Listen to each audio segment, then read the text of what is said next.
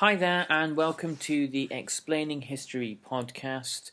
This week, I'm going to talk a little bit about the Battle of the Atlantic during the Second World War. And I want to talk a little bit about how the Battle of the Atlantic fits into a far bigger historical picture, which really stems all the way back to even before the First World War, to the Kaiser and the imperial naval bills of Alfred Tirpitz. Britain's main vulnerability had always been on the high seas. Britain in the 19th century had made sure that she had a two-power ratio, that she was able to fight the two next most powerful high seas forces at the same time, that her fleet would be big enough. And this was a bone of contention to the Kaiser. He had an obsessive envy of the Royal Navy and an envy of Britain's overseas empire. He was determined to build a high seas fleet which would be able to challenge the Royal Navy, at least in its home waters, and put pressure on Britain, perhaps during wartime, and threaten really the cohesiveness of the empire.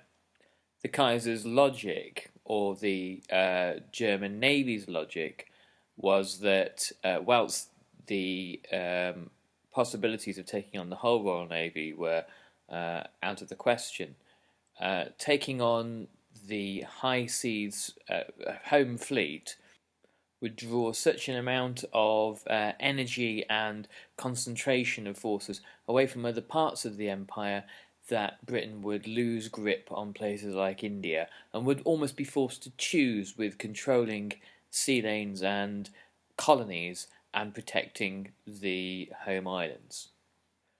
Obviously, the high point of this strategy in 1916 is the Battle of Jutland, which is a Pyrrhic victory for Germany, really. Germany scores more kills that day than the British do, but the Royal Navy is so much bigger than the German High Seas Fleet that comparatively it can absorb greater losses. It performs far less effectively that day. However, it manages to still win in some way because the German High Seas Fleet is forced to withdraw to port really for the rest of the war, and that's where a blockade of Germany starts to bite. From 1916 to 1918, and really all the way into 1919, Britain effectively starves Germany through a naval blockade, preventing imports from getting in. And it is this blockade that really forces Germany's hand when it comes to the Treaty of Versailles.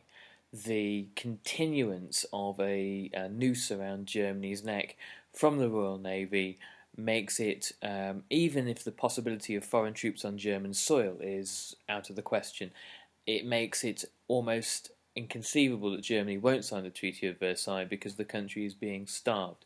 And according to Roger Morehouse, the historian who wrote the really, really excellent Berlin at War, it accounts in 1919 for nearly 1 million additional German deaths through hunger and illness.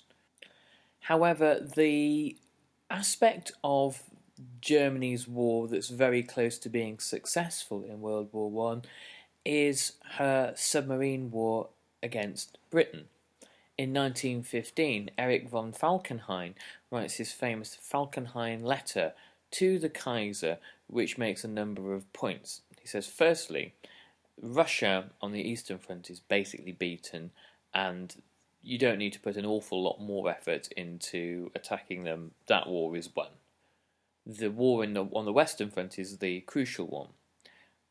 The suggestion that Falkenhayn comes up with is that, firstly, the French must be attacked at Verdun, which is has a profound national and religious significance to the French, and they'll defend it to the last man, thus allowing the German army to bleed the French white, as Falkenhayn puts it. And he says, the British will intervene, however, unrestricted U-boat warfare is the method that will bring Britain to her knees. Once the French are ready to sue for peace at Verdun, having lost 500,000 men, the British will be ready to sue for peace after their islands are starved into submission. And it's interesting to note that the Kaiser accepts 50% of the Falkenhayn letter, but it's the unrestricted U-boat warfare that he's most nervous about because it's likely to bring America into the fray. Following the sinking of the Lusitania in 1915, U-boat operations are vastly curtailed back, and U-boat commanders have to be exceedingly cautious about what they are following and what they are sinking. By 1917, however, a new spirit of, recklessness inhabits the German High Command, and there is a sense that the war must be won decisively, shortly. And unrestricted U-boat warfare, the sinking of anything sailing to the British Isles, is brought back onto the agenda. The Kaiser in American newspapers has adverts published saying, if you are sailing towards the British Isles, you're sailing to a war zone, you're not safe, don't go there, and if you are there, we will shoot first and ask questions later. This does not have the desired effect on the American public in that it doesn't intimidate them into avoiding trade with Britain. It simply angers the American newspaper reading public who believe that the high seas are the domain of any American ship and that America is a nation based on trade, and if America cannot trade, America is essentially not really America, and they are unwilling to be pushed around by an autocratic bully boy. It really does rankle with the kind of the core ideas of Americanness. Finally, the Zimmerman telegram is the trigger that brings America into the war, but unrestricted U-boat warfare has been far more influential, far more of a fundamental factor in deciding for America that the war must be fought.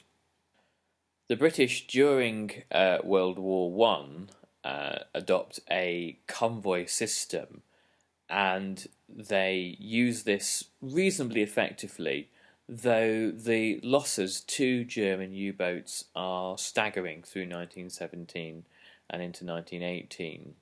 And when the war begins, or on the eve of war from 1937-38 onwards, when a struggle with Germany is clearly looming, the British Admiralty really dust off the plans, dust off the strategies that they had devised during World War One in order to deal with U-boat warfare. So the old convoy system, with few innovations or additions or changes, is adopted once more. And it's striking in 1939 the lack of any real new thought about anti-submarine warfare, given that submarine warfare came so close to defeating Britain. It seems staggering that a great deal of time and effort and energy wasn't put into creating new anti-submarine innovations. Most of these anti-submarine innovations from 42 to 43 were the kind of ideas that are made on the hoof as Britain innovated during the war. Hitler himself was, again, less interested in the Navy than he was in other branches of the military. The prime levels of funding always go to the Army, and then to the Air Force, and then to the Navy. And of the Navy, the U-boat section was always the lowest of the Navy's priorities. That is, of course, until about 1940, when Hitler suddenly starts to take a keen interest in what Admiral Dönitz is able to achieve. Suddenly, the U-boat crews sinking huge amounts of Allied shipping and achieving goals that Hitler himself is staggered by, become national heroes. The captains such as Gunther Prien and Otto Kretschmer are lauded as national figures and pin-up celebrities. Their crews are treated to entertainment, and they are given rewards, cash bonuses, all sorts, in order to really emphasize how important they are. Dönitz believed that a battle in the Atlantic could be won with 300 boats, 300 U-boats, but at certain times the German U-boat presence in the Atlantic was sinking 100,000 tons of shipping a month with half a dozen U-boats. The moment that Dönitz's commanders suggested to him that using a wolf pack system